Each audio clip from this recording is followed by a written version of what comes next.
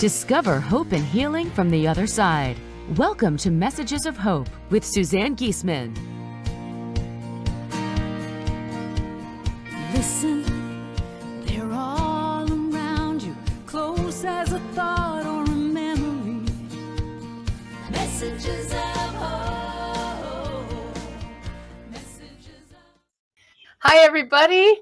I'm so excited to be back on the air with all of you. We're going to talk about the afterlife. We're going to talk about talking to loved ones who have passed. We're going to talk about spirit guides, angels, and any other questions that many of you have turned in the past to my beloved assistants, Bev and Lynette, who are here to join me right now. Yay. Hey, girls. Up until the second we went on the air, we hadn't been able to see Bev, and it's a spirit thing. They brought her right into us, so it's great to see you both, literally. My background looks a little weird today. That's because I'm in my bus. We're on the road on the tour for the summer tour around the country. I left Hilton Head with my husband and my two puppies 2 weeks ago, and today we are in Raton, New Mexico, a little town that's in the mountains, very pretty. Tomorrow headed west towards Arizona. Just on tour. My next event is Omega, the Omega Institute in New York State. I'll fly to that one, but then we'll drive on to do an event in Reno, Nevada. You can join me there in either one of those places if you'd like to. And then lots of other things this summer. You can always check out my website for what's coming up, but I want to talk to all of you. I will apologize in advance. I did, let me come back here to just me. I'm sound engineer and everything today. I did promise in an email that I would be answering questions from live call-ins, but let me tell you, I'm just grateful that I'm able to be on the air at all today. So we're not going to mess with phones. It just is pushing the envelope a little bit too much when I'm on the road. So I will take comments and questions from those of you joining me live right now on Facebook and YouTube Live. Evan Lynette will keep an eye on that, and they're going to go back and forth and ask me the questions, but let me just let them say hi for a minute. We've been working hard the last week together on lots of projects, but why don't you both just, Lynette, say hi to everybody. If anyone hadn't guessed it by now, Suzanne never slows down, whether she's rolling down the road or not. What can I say? And Bev, good to see you. Hi, everyone. It's good to be back live.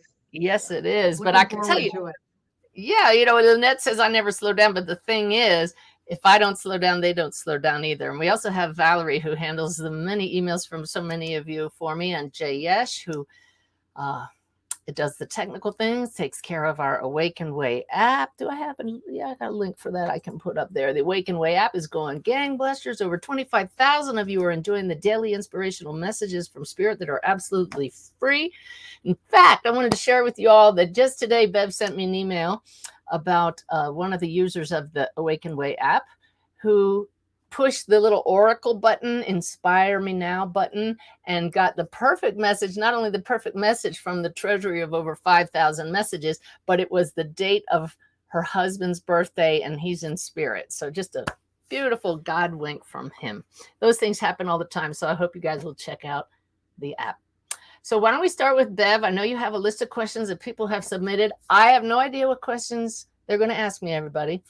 And I turned them to my team in spirit, Sanaya, my guide Sanaya, just before we started. They twitched my lip. I can't show it to you because only they can do it to me. And that was my sign, we're ready. So really, they're going to be answering the question, and I'm their voice today. So Bev, go ahead with the first question. Okay, we have a lot of questions. I'll start with one that Jean submitted about identical twins. Are they one soul divided between two humans, or is it two souls that decided to come in as identical humans? Okay, I definitely need to tune into the team for this one because I don't know the answer to that. Oh, they're going like this, and they twitched my lip. I don't know if y'all saw that. This will be in a video on YouTube later. You can always back up 5 seconds and see the lip twitch. But they went like this, which to me, they say yes, means two different souls who can get along really well in the womb together. That's just a little spirit joke there. But, you know, all of these things that they say, we try to wrap our heads, try to wrap our heads around it. The guides just said, but ultimately there is only one soul, right? One soul. That's the one light that just bifurcates and trifurcates and just refracts the light into all of us to have these experiences. So two souls grow from sharing those parents together. I hope that that's correct. I hope I discerned it correctly. Just test everything you hear here in your heart. Lynette, how about a question for you, from you? I've got like 3 computers going here, my phone, my tablet, Wait, and the laptop. wait. From you who said you have no left brain? I don't. That's why it's so yeah, okay, so what is evolution like on the other side? Do guides and angels evolve? And I thought that was particularly interesting because of the angel aspect. I guess I don't think of angels, Oh, yeah. Yeah. Well, I'm getting a really cool answer to that right now. Whew. Ooh, they're taking my breath away. They're showing me that evolution is ongoing at every level of creation. That's the point. And that ultimately, source itself doesn't need to grow or get better, but this is all just the play of spirit coming into form, manifesting, and its forms then have the joy of growing and evolving and trying and experimenting and creating and seeing how much more joy, my word for God, can we bring into this world. And they're showing me very interesting that the evolution at each successive level is less obvious. So in other words, we humans just grow by leaps and bounds. Why? Because we screw up so often. We learn by trial and error. And so we're really aware that we need to evolve, and we are evolving. Now, the level across the veil, our loved ones, suddenly when we pass, we're so surrounded by love that you can't deny who we've been all along, these beautiful souls, that we have a chance to figure that out while we're here. But our loved ones who have passed suddenly just know it. When I do readings, as my assistants know from all the tales that I tell about my readings, they show me that they see the light. Like they literally show me this symbol, and I know that that's a person that wasn't really aware of the afterlife before they passed, but now they can't deny we've been souls all along. I wish I'd known it while I was still in human form. So they continue growing, not quite through as quickly as we do here, which is why souls incarnate again to come back for the growth opportunities. Now I turn to the guides again, and they're showing me that at the level of the angels, they say in between angels are spirit guides, between our loved ones in the astral realm and angels are spirit guides, and they have really kind of graduated to the next level. They could still come back. That's interesting, but rarely do to incarnate. At each level, you can still come back, they said. But at the spirit guide level, they learn from us, which is really cool. And then at the angelic realm, I hear there is always growth to be had, but not so much as I've just described at the lower levels. That's fascinating. I really thank all of you for the questions that you send in, because they're just so interesting for us to hear the answers. Thank you. That was great. Yeah. Bev? Okay. For some reason, several questions came into me about suffering on the other side.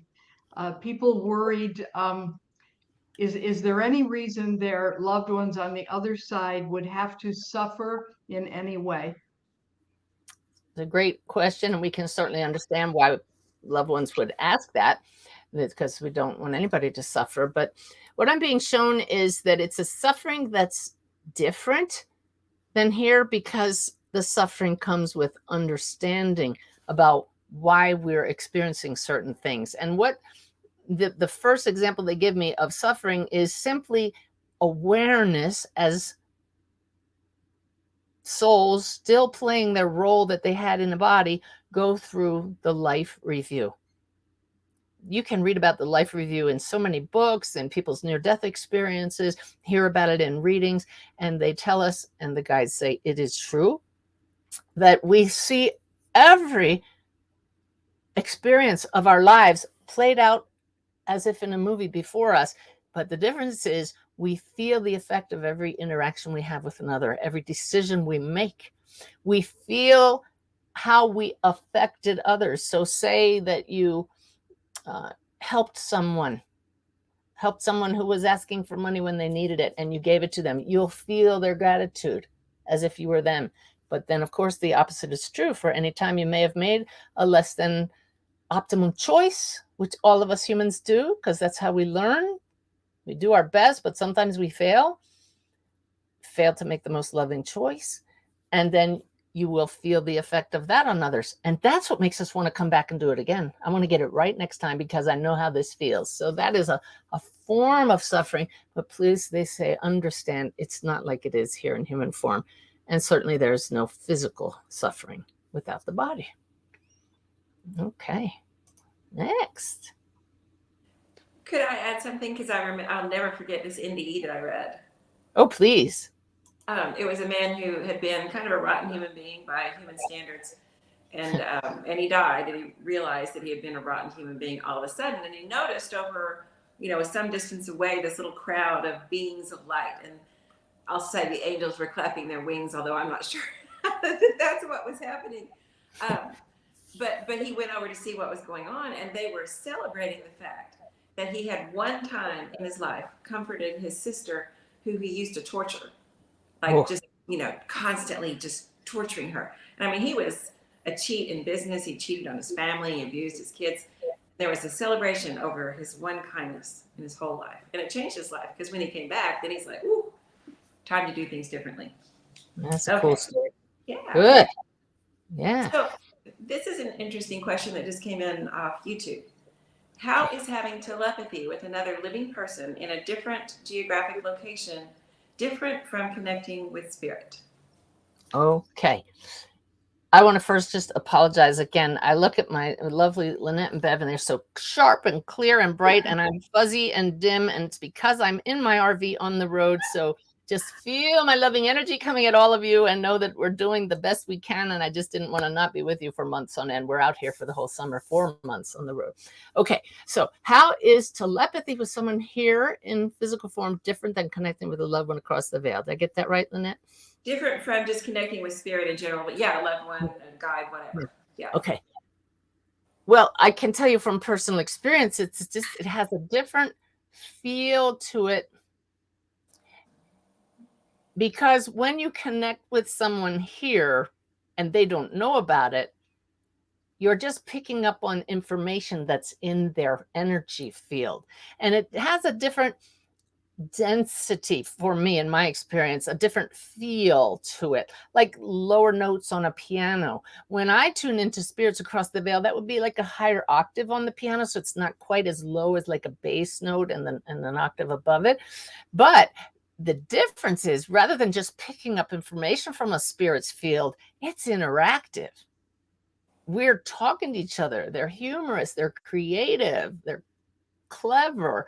So it's an interaction versus, oh, I'm telepathically tuning into this person right now, and I'm picking up the fact that right now they're eating popcorn. That's very different than a spirit saying, hey, I saw you the other day doing this or that, and you hear them actually talking to you like that. So that's just a couple examples, and I hope that intrigues all of you because it's really awesome. All right, Bev. My turn. Yeah. I'm thinking it's interesting how questions come in clusters. The one mind, I guess, asking the same question, but I had 3 or 4 people ask about autism. One of them, in fact, has autism herself and says, why would a soul choose to come in to the earth realm with autism? What's that all about? Wow. Okay. Well, it's a good question. And I'm hearing that autism is different wiring in the body. So those across the veil don't like human labels like a disability. We have what we call normal human behavior, and anything outside of that, abnormal, a disability, when it is definitely, in the case of autism and other types of disabilities, they say in most cases, a choice at the soul level to incarnate in that body for the opportunities. Just as we were talking about in one of those previous questions, the growth opportunity, the evolution of the soul by taking on a what we consider less than optimal body, less than normal, less than perfect. There's no perfect body, right? We all know that. But one that is not operating the same as everybody else's, different filters through which they're going to experience this lifetime, provides tremendous opportunities for what? What's our purpose here? Why does the soul come here? To let the soul shine through, to bring love to the surface, to let our magnificence step forward. So if the body into which the soul incarnates is not able to express that soul because of the filters in the brain, the wiring, what an opportunity for those who live with that person. What an opportunity for their teachers. What an opportunity for their other friends and family to love them no matter what, to love them unconditionally, to let their souls come forth in the interaction with that person. So it's just so amazing when we come to live the awakened way, which is what our team strives to do and strives to share with people, that when you understand, number one, you're not only human. Number two, you're part of one big web connecting all that is. And number three, the healing creative force of the universe is love. When you understand those deeply, truly in your heart, you look at life differently. You don't say, oh, what a shame, or oh, that's a tragedy. You say, wow, what an opportunity. And then you make it one to the best of your ability. Very cool. Wow, girls, we have over 700 people live on YouTube alone, not to mention Facebook. I think it's the biggest live audience we've had so far. We know you all love these Q&A sessions. We do too. I'm always a little drained afterwards because I'm on listening to my team and trying to juggle all this at the same time, but it's fun. I will invite you all, if you're watching live, June 20th, 2023, to join us tonight for a Humanities Team live event. Bev, how can we do this? Where can we guide them to find the latest link for that? Can we pin it to the top of my Facebook page or do something with that in the next few hours? We can do that. I'll put it right on the homepage as soon as we're. Oh, cool. we're finished. Okay, so let's see. We go to Suzanne. I have to put my glasses on to see what's over here. Here we go. See highlighted events on the homepage at SuzanneGiesman.com. Tonight, I'll be joining Steve Farrell, Dr. Eben Alexander, and Karen Newell, who does Sacred Acoustic Binaural Beats. Dr. Eben Alexander is the man who had the neurosurgeon who had the near-death experience and wrote Proof of Heaven. We are going to be talking about wisdom from across the veil and how to access that for an hour at 5 o'clock, 4 o'clock? No. 8 p.m. Eastern time. Right. I've been in 3 time zones in 1 week, so I'm a little confused.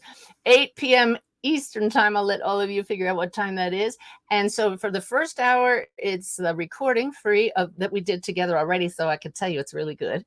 And then after the first hour at 9 p.m. Eastern, Dr. Alexander and Karen and I will be answering live Q&A. So I get to do live Q&A twice today. All right. So whose turn is it? Lynette? And I have a good one because you know how we love our animals. Yeah. If you could hang on just a second. I don't know if I made it clear. To get the link to sign up for the free event with Humanities Team with me and Eben Alexander and Karen Newell tonight, go to SuzanneGiesman.com, scroll down a little bit, and Bev will put that on the homepage within an hour. Okay. Thank you. And it's also on Suzanne's Facebook page. Yeah, great.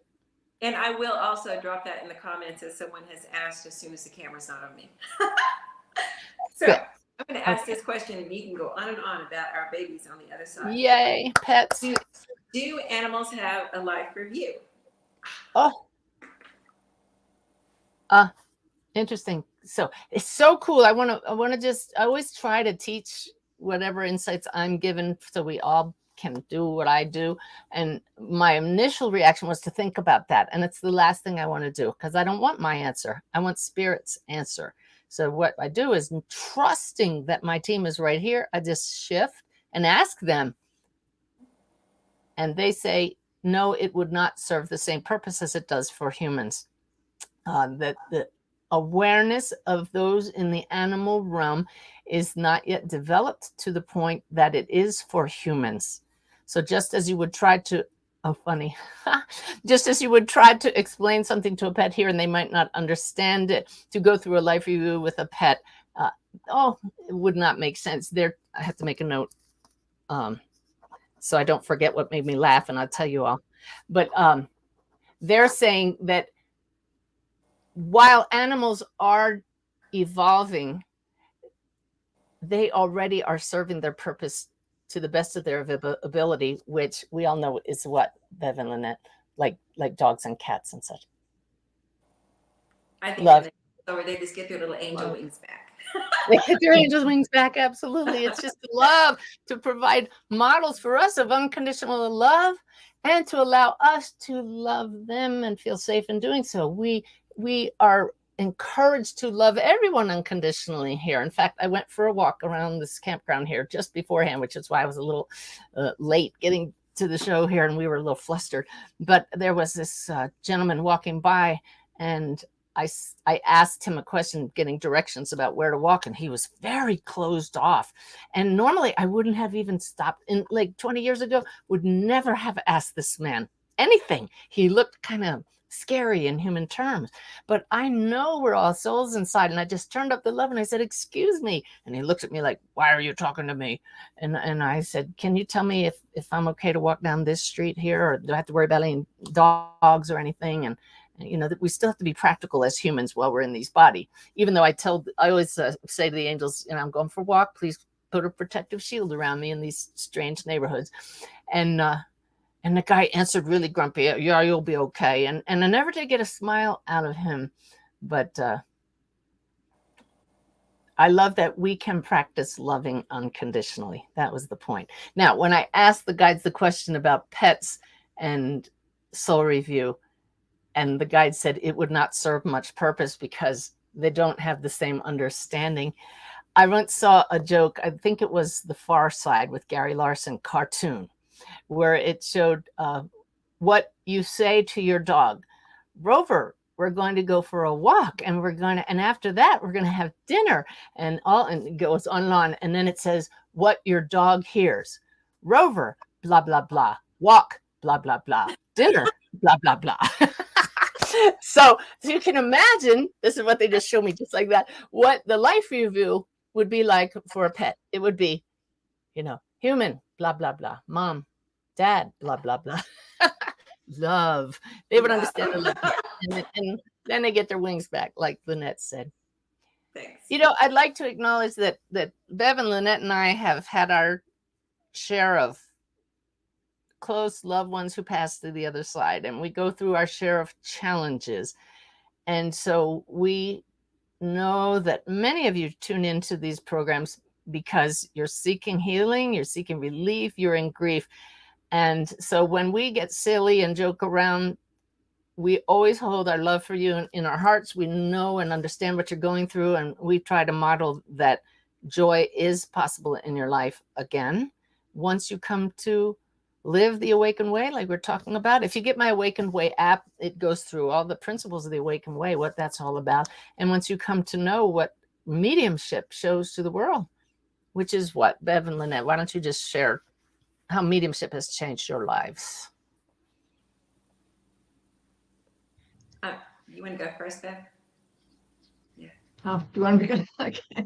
You know, for me, it's all about the evidence. For years and years, I read the books, I went to the workshops, and I always hoped this was true. And you know, all the good things I heard about the afterlife, and you know, our loved ones were fine on the other side. I just always hoped in my heart that was true. And along came the evidence with mediumship. Just, you know, no doubt. Proof that it's real. And for me, that just made a huge difference. Wonderful. How about you, Lynette? Well, and for me, it was like the thing I had been missing in, I don't know, 30 years of being on a spiritual path, which is a result of a lot of difficulties in my life and a bunch of really horrible losses. And what it was the proof, the evidence of life continuing. You know, I had a suspicion before, I thought, I hoped, but I didn't know absolutely. And now I know absolutely. And that has changed everything. It has taken away any fear about dying. It's taken away all of the fears I had about living. It's just given me a whole new life. And that was on top of having had a serious spiritual practice for a long, long time. So it made all the difference for me. Yeah. I mean, when Lynette said, I don't ever slow down, and I said, well, they don't either because I'm pulling them along for the ride. What we're working on lately is I'm putting together a book proposal that I've been asked to present. And I had to gather together some of my favorite stories of that evidence that they're talking about. So I'll just throw one at you all right now just to share it, and then we'll get back to the questions. There's so many. I mean, how do I prioritize them? Some may be more astounding than others, but just a simple one that I remember meeting a woman for the first time. I was going to speak before a group that she had brought together, and we sat down at a restaurant. My husband was next to me, and I said to her, I know you have a daughter who passed, and if you're expecting to hear from her just during dinner, please understand that normally doesn't happen for me because my guides cut me off in social situations or I would burn out.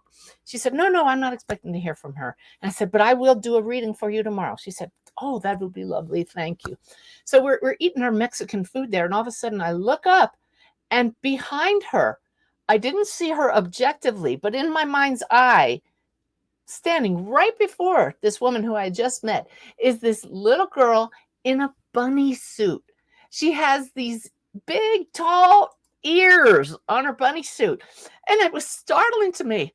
And I looked at my new friend and I said, can you tell me why your daughter would be standing behind you right now dressed like a rabbit? She looked at me like I had two heads. She looked at me like, what? And I looked at my husband, and he looked a little stunned because he knows I don't normally get drop-ins in social situations.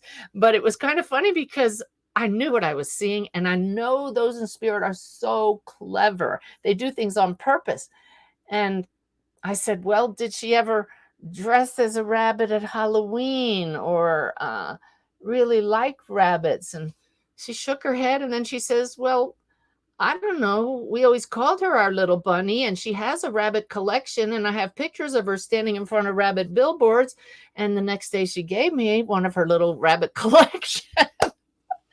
So it's one of those things where sometimes you just have to laugh, like people don't get it right away. I think they're so stunned when our loved ones make it so clear through evidence like that they're right here, but they are creative. They are clever. That's what I mean. In answer to that previous question about the difference between telepathy, I didn't just pick up through that mother's field that her daughter liked rabbits. She shows up in my mind's eye, but they're right behind her mom with rabbit ears. You got to love it. All righty. Who is next? I can't remember. Bev. Hi, next. Here's one from YouTube. Ralph says, thank you for all of this. Is there really such a thing as an old soul? If we're all extensions of source, aren't we all actually ageless?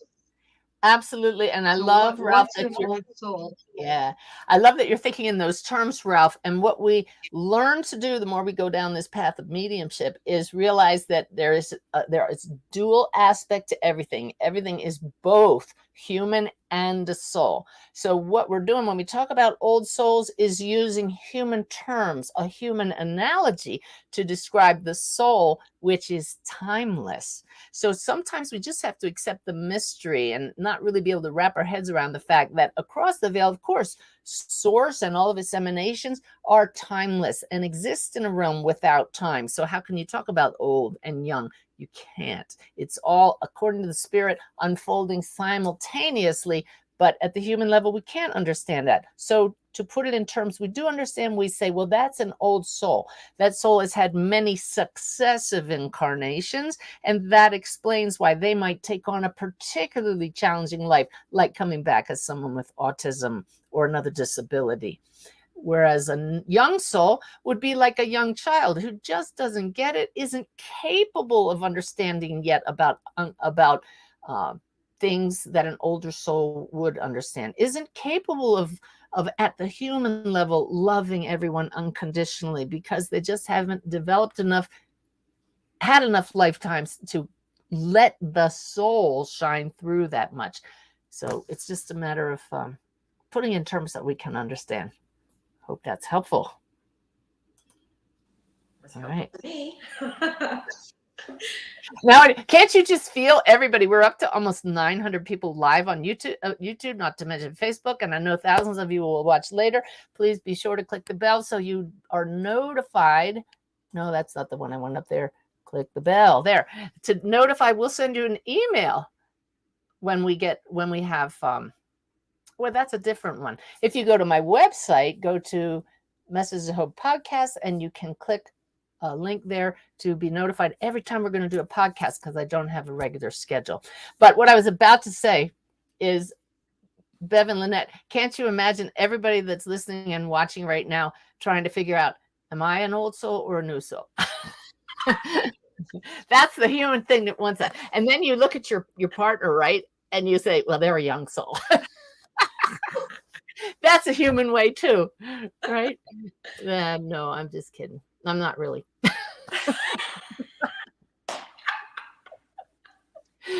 Okay. I think if you're attracted to this video, what, man? I thought if you're attracted to this video, if you're even tuned into us, you're a ways on the path. Oh, you're at least a teenager, right? Adolescence, which is always rocky. So that explains everything, doesn't it? Yeah, I always thought I was a brand new soul because, life has been really challenging. But then I realized you don't send a toddler into a knife fight. You let them grow up and get some experiences, and then they. No, you've been around a while, Lynette. Okay. But don't let it go to your head. The one head. Okay, so again about animals, because that's my thing.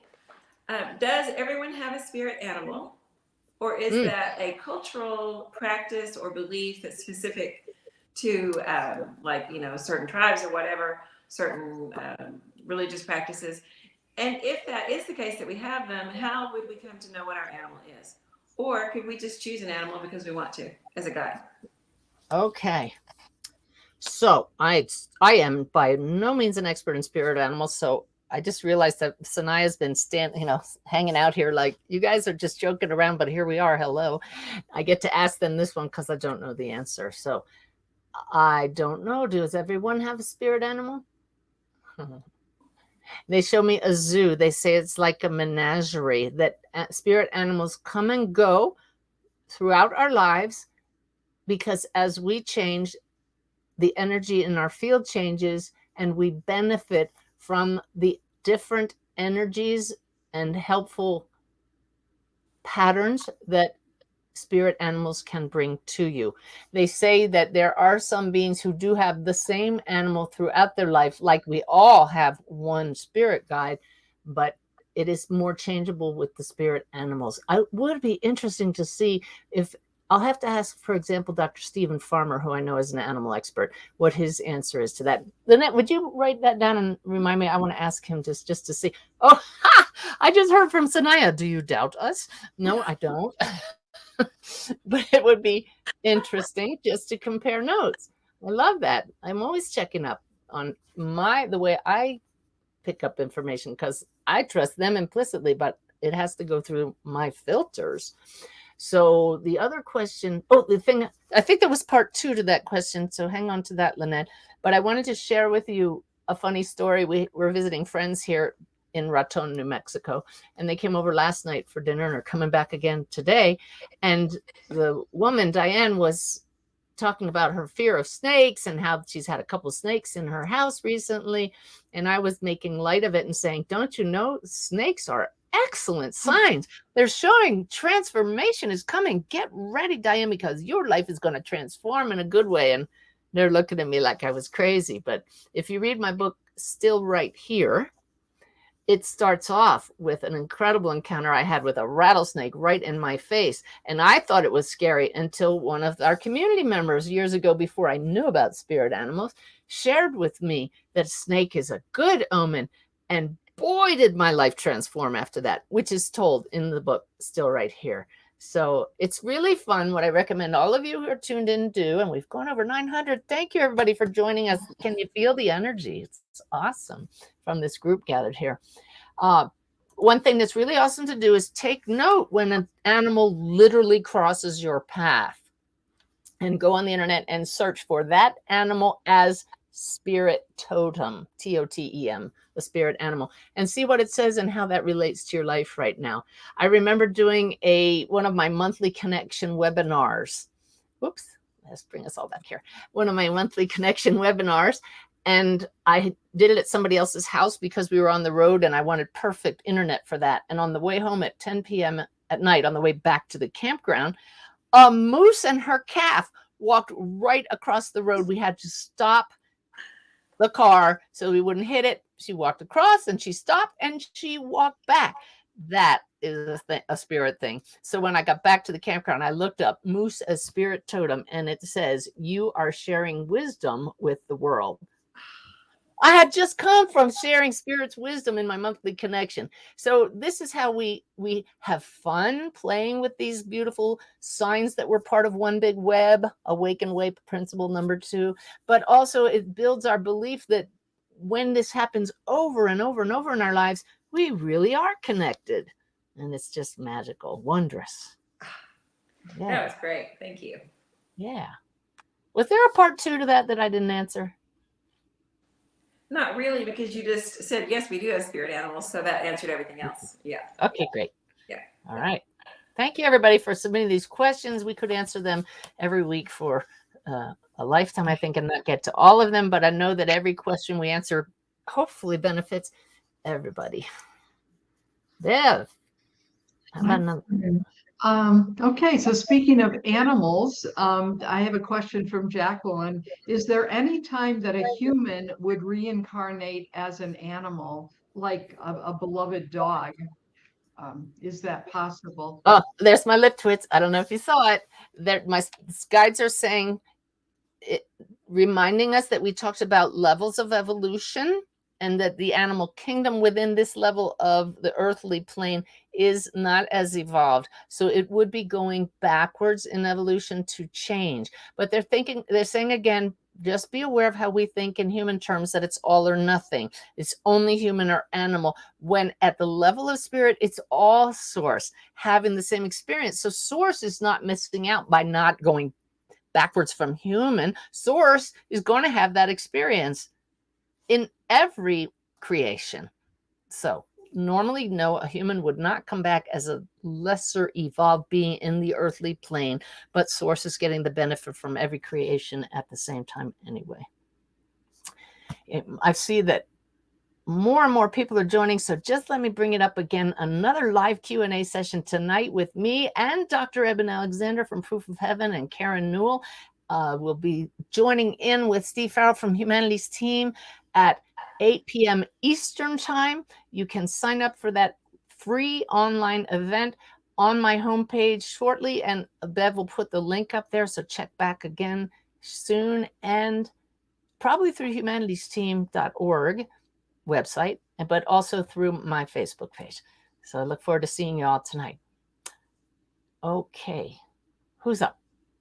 I think I am, and I'm just posting that link again for tonight's event on YouTube questions. On the YouTube comment section right now, live. Yes. That's if you're joining us live June 20th right now, but they'll do a replay of that event, I'm sure. So yes, sign up and you'll get emails later. Okay, so this is kind of interesting. I would like to know where Sanaya is and what they are doing when they are not speaking through Suzanne to us. They are humorous, those guides. You know, all of our guides are. Why not? Humor lifts our vibration, helps us connect more clearly with those in the spirit world. And when she asked the question, I heard, like when you go to a movie theater and they advertise Dolby surround sound, the guide said, all around you. So where are they? I'd like you to think in terms of overlapping mesh patterns of energy, networks of energy that are not separated, but are all interpenetrating each other. So just like guides and angels are always accessible to us, our loved ones are just at another level that's right here, right now.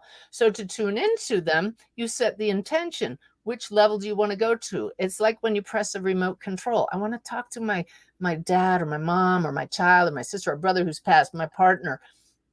It's your intention and your understanding that they're right here, just a different channel in the whole realm of spirit expressing itself. That gets you there. Then you learn to quiet the mind. Go to the gifts page on my website, SuzanneGiesman.com. And do I have my website there? Well, that's just the website, but go to the gifts page. There are all kinds of resources to help you learn how to better sense them and connect with them once you've made that shift. But as for where are then the angels and the archangels? They're right here, just a different frequency. So use that same remote control analogy to shift your focus to the angelic realm. Now, what are they doing? Helping us. They help all of humanity the higher you go. So your spirit guide helps you. The angels help larger groups, and the archangels help all of humanity. This they just said, my guide said, a simplification, but it will do. So I'll take it. Good. They are smartasses. Smartass in human terms. But I love what they did there. I was answering from what I've learned in the past. I was talking as Suzanne, and they just caught me and said, let's just validate that, but don't forget to check in with us for the highest answer. Thank you. Okay. Thank you. Thank you, whoever submitted that question. Bev, how about another one? Is it my turn? I lose track. Okay.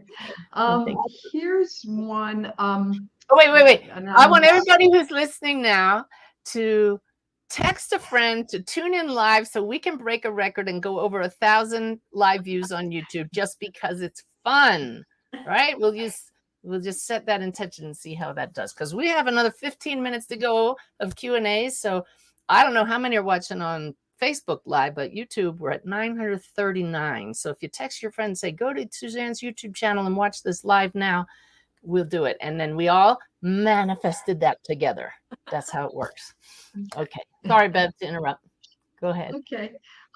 This person asks, why are humans dealing with so many autoimmune diseases? Why would our bodies attack themselves? Oh my gosh. The guides are very, very clear on that one, and it's an excellent answer. Oh, double twitch here. They're saying as above, so below, but they're putting a cap on that and saying that capped at the level of humanity, not going to the non-spirit world, at the level of humanity, we are attacking each other. That's the above in this analogy. The below is then, therefore, that's manifesting in our own bodies. So until we come into balance and learn to respect life itself, learn to love ourselves and love each other unconditionally, which is why we came here, this is simply a symptom that is leading us to this realization. So it's not a punishment, it's an effect of our actions. And even though we've been attacking each other since humans came into being, it's coming to the surface now in awareness through our physicality as an opportunity to see it for what it is. So they say, do not feel guilty at a personal level if you have an immune disease and you say, but I've never attacked anyone in my own life. See yourself as part of one whole and use this as a way to ask, how can I help us all learn to love more? And it starts with loving ourselves. Wow. These are deep things, but our soul knows these things. So I had this great realization yesterday while writing this book proposal that I'm talking about. And so Bev and Lynette know this story. I'm always letting things out of the bag ahead of time. But I was writing about how when I was young, my mother's father died. My grandfather died. And my mother never expressed her true feelings. She stuffed everything down. And 2 weeks after all of that, having not cried at all over her father dying, her body erupted in hives. And at the time, as a child, I didn't realize what I know now, that every thought and experience we have, every sensation, is energy running through our body. And that was the body's way of expressing that energy. It just couldn't handle it anymore. That grief was one of the worst experiences she had had, and her body erupted in welts. And the big aha that I had was later in the story I was writing. I told about how I had face scarring acne through my teenage years. And I learned from my mother to stuff my emotions down. I basically wasn't allowed to be angry or fearful or express anything less than cheerfulness and happiness. And I never made the connection until yesterday when I was writing that the acne is just a more long-lasting type of welt. So there you have it, a whole adolescence of learned behavior from my parents of stuffing down the emotions had to come out some way. And so I'm very grateful that I no longer deal with that. But isn't it interesting how our bodies are such messengers for us? And if we ask them what they have to tell us, we get insights like this. The body has such innate intelligence. If we don't tell it, if we don't label our illnesses, if we see them as temporary visitors in our body and trust the intelligence of our body, that goes a long way towards healing. If we get cold symptoms, how many of you right away say, oh, I have a cold? If I get cold symptoms, I've learned from spirit to say, I see a couple symptoms visiting my body. I must need to pamper myself. Body, please do your thing and find balance. I'll do my best to let you do that by not exercising today, by not stressing myself today, by getting more rest today, and away go the symptoms. Wow. We're all over the chart with topics today, aren't we? But that makes it fun. Oh, the numbers are climbing. You all are doing your job manifesting. This is good. And they are good. They're good topics. It's good stuff. Yeah. So we have a question about DNA and ancestry in the human realm and what that means. It says, it has become popular for people to search their ancestry through their DNA. If we reincarnate and have multiple lives, what purpose does this serve in the grand scheme of things for spirit? Are these ancestors part of our respective eternal tribe? Are they part of our soul group? Do they even matter in the end? Okay, I got it. So I'm asking Spirit about that. I had noticed that my brain is getting in the way here. Spirit says this is actually two issues. That the latter part of that question is the most important one. That yes, the interactions you have with loved ones in this lifetime absolutely matter. Every relationship counts, even the person you pass on the street. But the ones with whom you spend the most time, they're part of your soul family. And you will, as they're showing me, go round and round in successive lifetimes and have been going round and round. I just told Ty the other day as I put my hand on his knee, I said, I've known you for 1,000 years. And he said, I know that. And it's just a beautiful thing when you have that kind of soul connection in awareness with those in your lives. But the second issue that's separate is the DNA. The DNA carries the pattern that the soul came here to enact in this life, but is not going to be carried over, of course, in its completion to the next lifetime.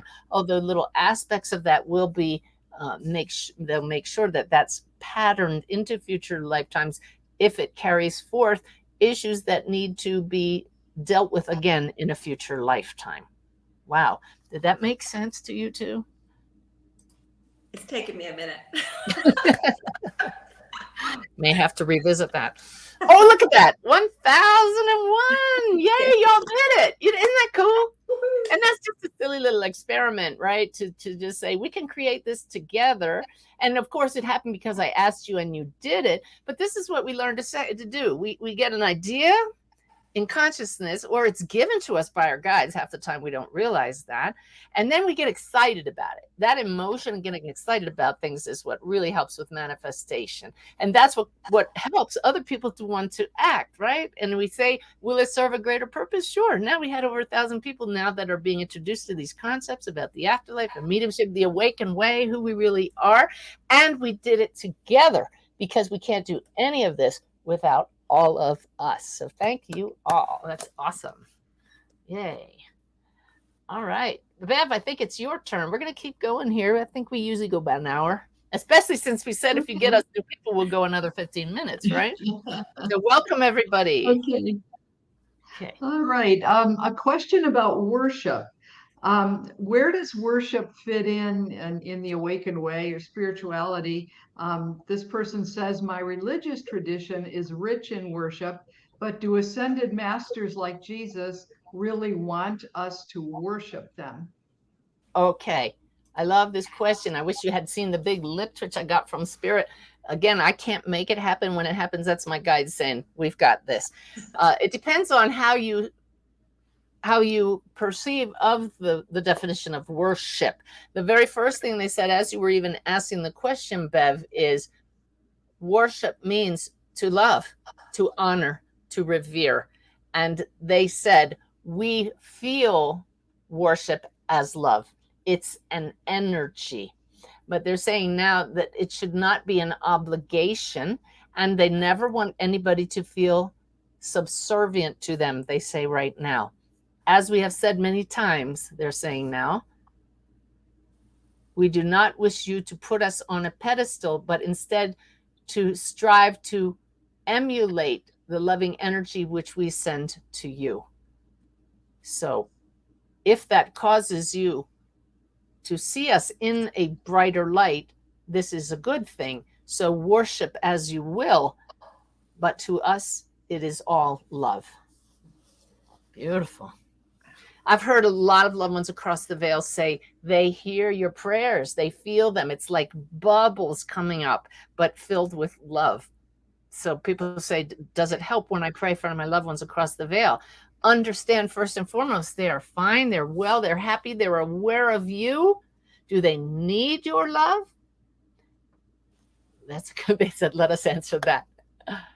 Need is a human term, the guides say. Do they benefit from your love? All benefit from our love. Do they need it? They know about our love more than we do once they get across the veil. So in human terms, they don't really need it. But who couldn't use more of that exchange of the brightest possible energy, which is love? Wow. Wait, I'm right here in my bus, and when you're on the road in an RV, everything is close at hand. So I'll show you how close. I just looked to my left because here's my clothing drawer. So in an instant, I can put this up. It's my shirt that says, can you read it? Love is the answer. That's called instant gratification.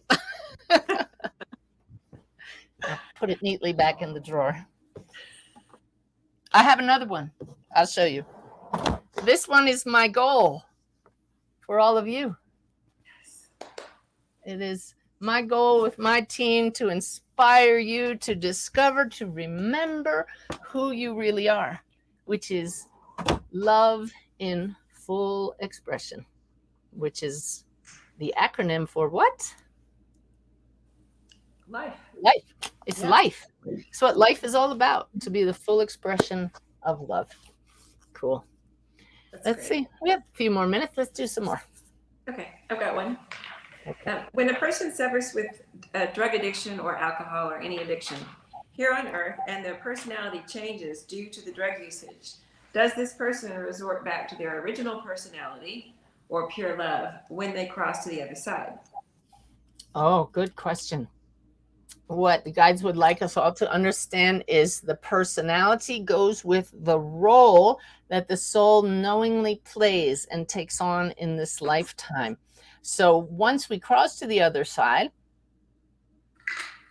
the soul continues to play the role, but with greater awareness. Why would they play that role across the veil? Because there are loved ones here still holding that strong heart connection, who are learning because of their passing, who may eventually reach out to them through a medium or through your own connections in meditation. And so the soul will continue to hold that role in awareness to interact with us here. So that personality can evolve and change across the veil as well. It's very malleable depending on what serves the greatest good. But just know that within all of us, no matter what personality we're expressing at any one time, and don't you all know we can be like chameleons, right? The part of us that never changes is the soul, which is the direct emanation of source. So, Bev and Lynette, when you looked in the mirror at, say, age 35, how did you feel compared to when you look in the mirror now? That's a trick question. Okay. I don't like these wrinkles in this chin and the whatever, but I hated myself so much at 35. I'm happy. But let me ask Bev, is there a part of you that really doesn't feel any different? Oh Yeah, the inside doesn't change. It's really I think your mom said it perfectly, Suzanne, when she said in her 80s she walked by a mirror and said, "Who is that old lady?" Yeah. Because yeah, our inside, our soul is the same and ageless, and it's just this human part that changes with the years. My dad was And that 85, said that same thing. And I just told my nephew recently that if it weren't for little kids growing up in my lifetime, I wouldn't feel like any time has passed on the inside. So yeah. that is it. It's that part of you that never changes. It's the part of us that just knows I exist. This exterior shell, this costume that we wear for this role that the soul is playing, that changes all the time. I saw a fascinating thing on the internet with Queen Elizabeth. From a child onward, and all the eyes in the picture stayed the same, and the whole face kept morphing, getting older and older. But that soul that you could see through the eyes was the same. It's the same in all of you. Right now, your soul is already whole and complete. This human lifetime is one aspect of the soul, which is so much greater than this life. When you pass, you just suddenly become aware that this part of you that never changes has been here all along. We do shows like this. I'm so grateful to Bev, Lynette, and Valerie, and Jayesh, and Ty, and the whole team that supports this work, that we're able to help your soul come to the surface awareness, because it's already there. The peace you're looking for, the love you're looking for is already right here. It's just a matter of opening your mind to this greater reality that's right here. And that's what we hope we've done for you today with some of these answers, with some of the stories from the spirit world. And so please check out all the resources on my website and many other videos on my channel, and just enjoy this journey to the fullest. And when it's not fun, this will help you even more. This awareness, the awakened way. So any final words, Bev and Lynette? Well, as you were talking, I was just thinking that I wish that everybody, the 1,000, however many people hear this in the future, everyone who's on Facebook, everyone in your communities, wherever they are, if they really knew how much we really love you all and are grateful. Oh my gosh. Oh my gosh. We do. It's soul love. We didn't even have to have met you. Our souls are just hugging you and celebrating. That's why we just love everybody so much, because we've cleared out the layers through a lot of work, thanks to the tragedies in our lives, to discover this soul that was just waiting for us. And so that's everybody's task. And the more you do that, the more you clear away the layers of being human, that love just comes to the surface. And we hope you're feeling it now. We're sending it your way. Bev, any final words? That was beautiful, Lynette. Thank you. Yeah, I was just thinking that the one thing that we gain as the years go by is a wisdom And I think that's just our soul being able to express more love. And because we've been through the hard knocks of life, we've been through the tragedies, and because we're already perfect, our soul is perfect, but like Suzanne has said before, this is like cooking school or art school. We come for more experience. And for me, that more experience, I just feel my soul can express in more wise ways as a human. And part of that is loving everybody out there and feeling your love coming back. And we do. Thank you. I love both of you so much. And I love this community that we are gathering together, and it's the love that draws us together. So thank you all for joining us for another episode of Messages of Hope. We'll be back with some guests and more of these Q&A sessions. And we hope that you go forth and whatever you've taken today, share it with other people. And mostly go up to somebody that wouldn't expect it today and say, I love you. And just watch how that changes things. I love you. See you next time.